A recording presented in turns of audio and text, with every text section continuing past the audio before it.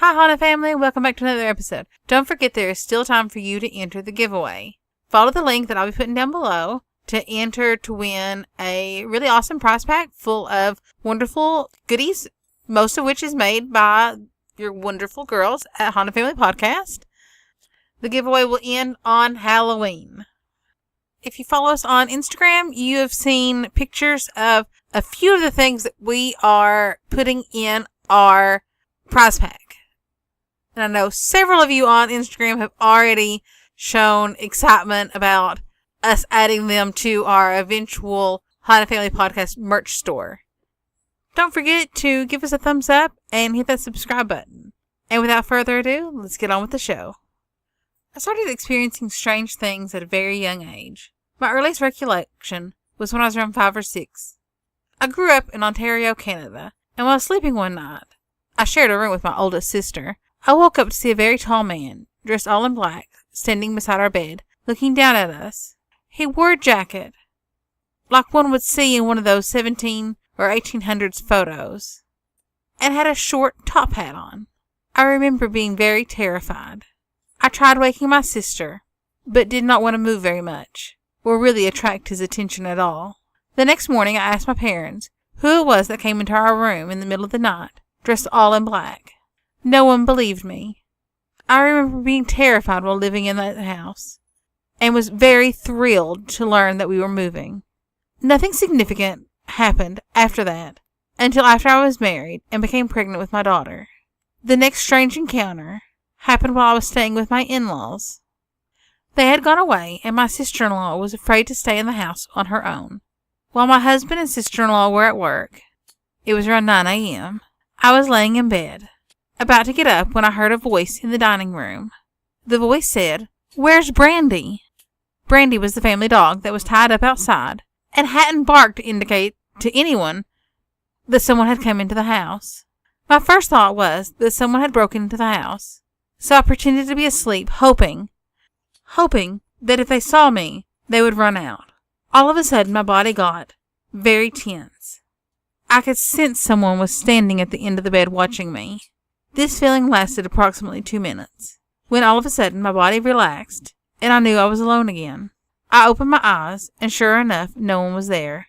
All the doors were locked, and I realized that the dog had not made a sound.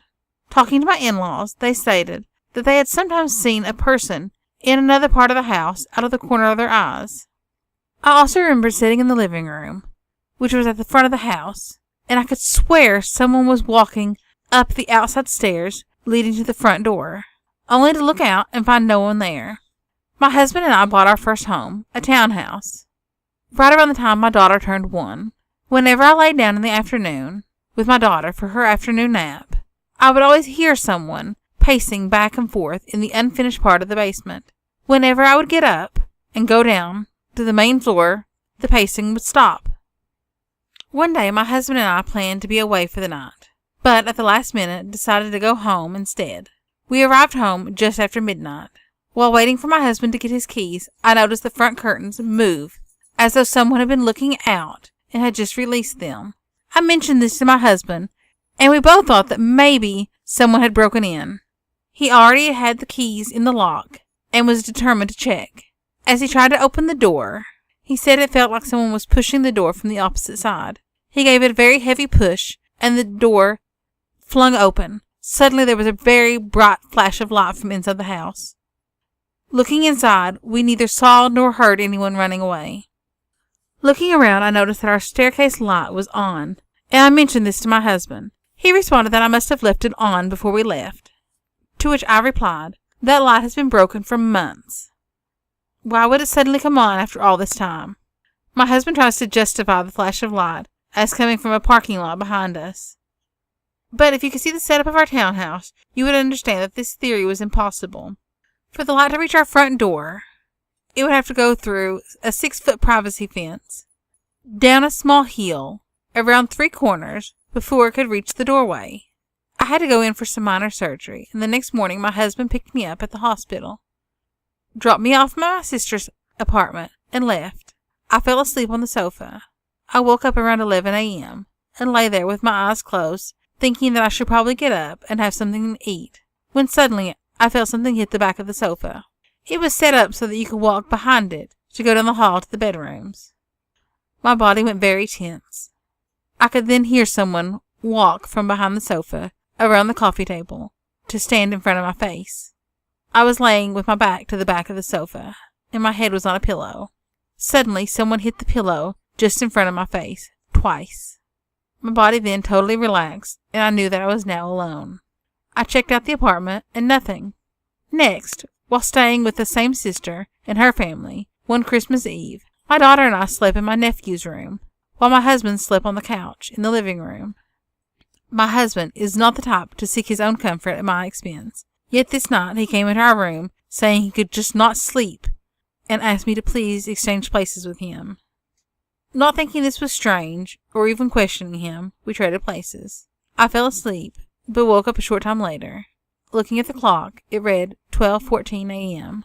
I closed my eyes, thinking that I would have a hard time falling asleep again, when I felt something crawling over the arm of the sofa, right above where my head was. Thinking it was one of the children sneaking in to see if Santa had come, I was about to open my eyes and yell, "What are you doing out of bed?" when I felt a shock of a touch on the top of my head, and traveled to about my waist. Nervous, I again tried to open my eyes, only to get another shock. Truly scared now, I thought I will try this once more, and if it happens again, I'm going to scream bloody murder.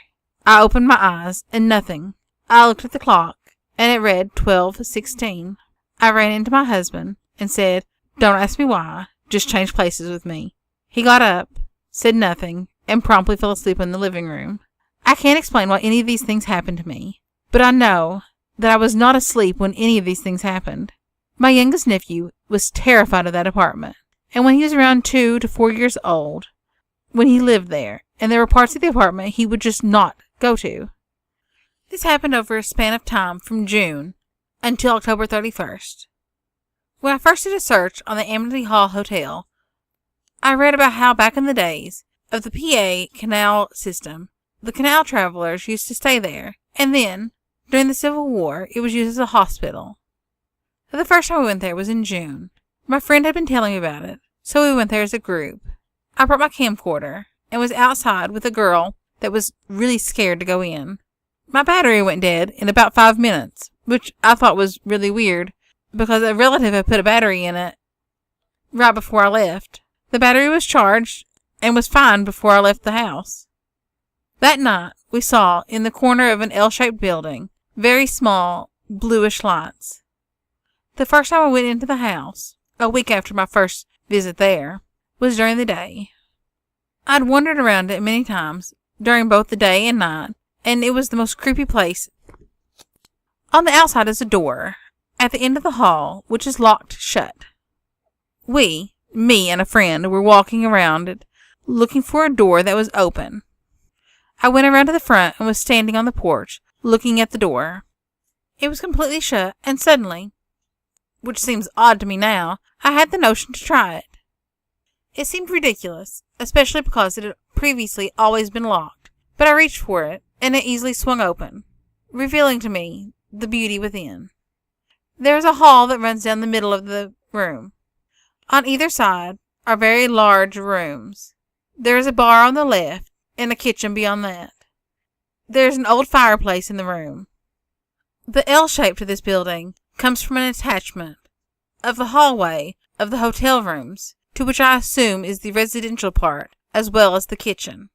Strangely, the worst room in the house is upstairs, the trophy room. This room is filled with a giant feeling of, "Get out of here." Nothing has ever been seen or heard in it by me, but I went in it once, and I will never go in it again.